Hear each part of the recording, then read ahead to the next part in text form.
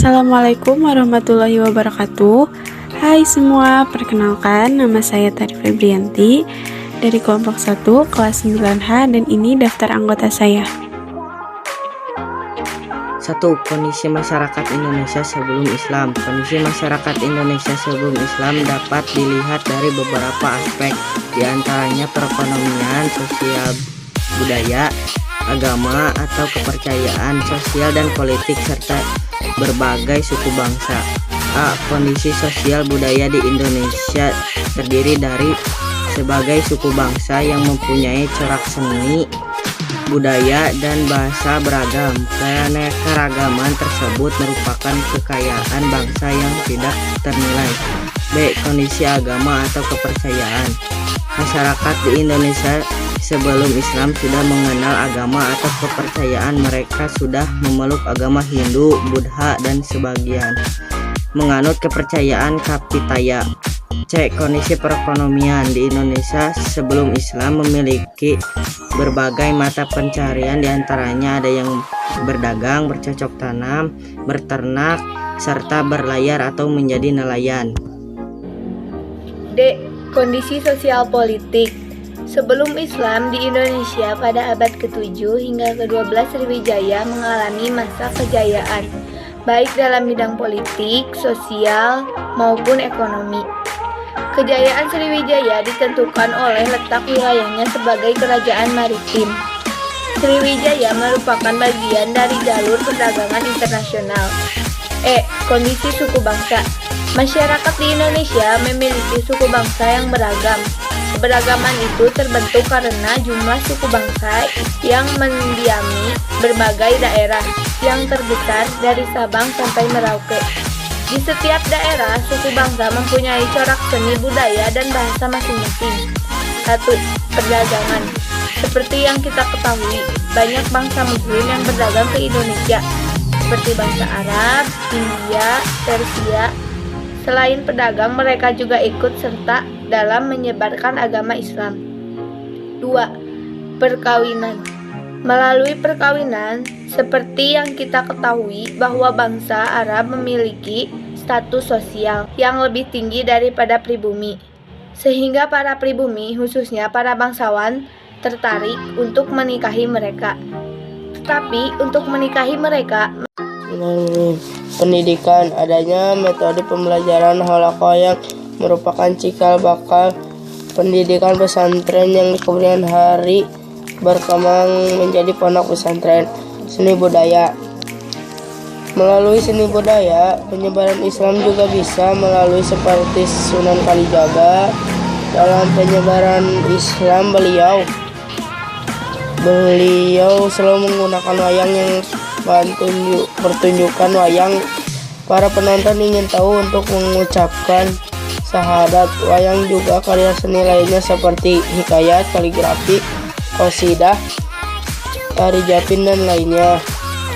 Tasawuf. 5. Tasawuf. Melalui tasawuf, ilmu menghubungkan antara ajarannya dipercaya di pribumi animisme dan tunanisme. 6. Politik. Melalui politik, raja-raja Islam mempengaruhi raja-raja non-muslim hingga terjadinya konflik internasional. Jika konflik dimenangkan oleh kerajaan Islam, maka kerajaan non-muslim harus masuk Islam. Secara ini dapat mempercepat penyebaran agama Islam di Indonesia.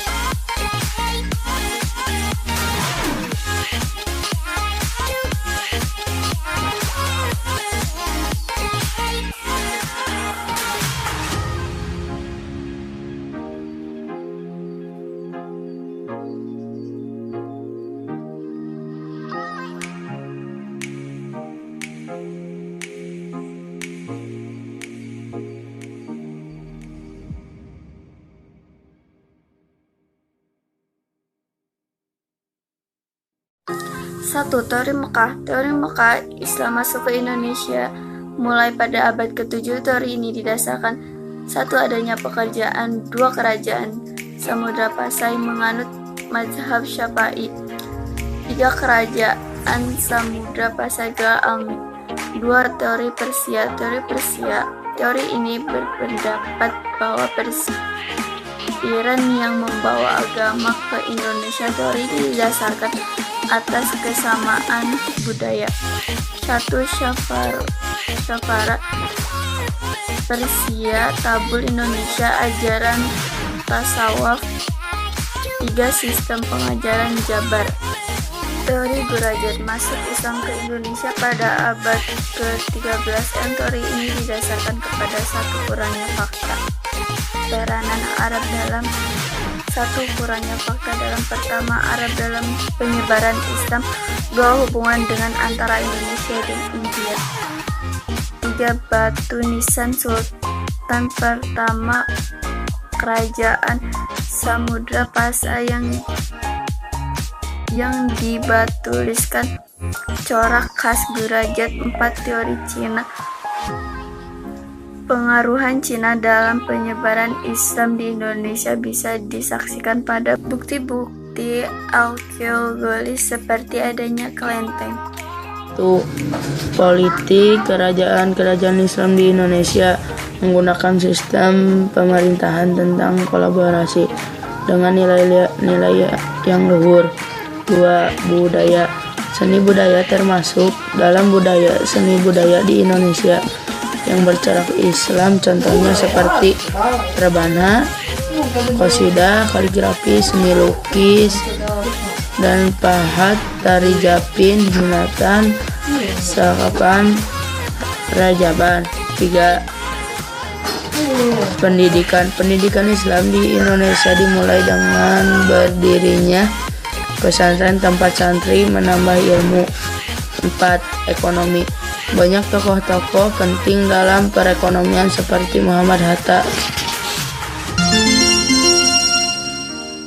Dimaksud teori masuk Islam di Indonesia. Jawaban. Teori India atau teori Gujarat adalah teori yang menyebutkannya bahwa agama Islam masuk ke Indonesia melalui para pedagang dari India Muslim Gujarat yang berdagang di Nusantara pada abad ke-13. Jelaskan secara ringkas tentang tasawuf.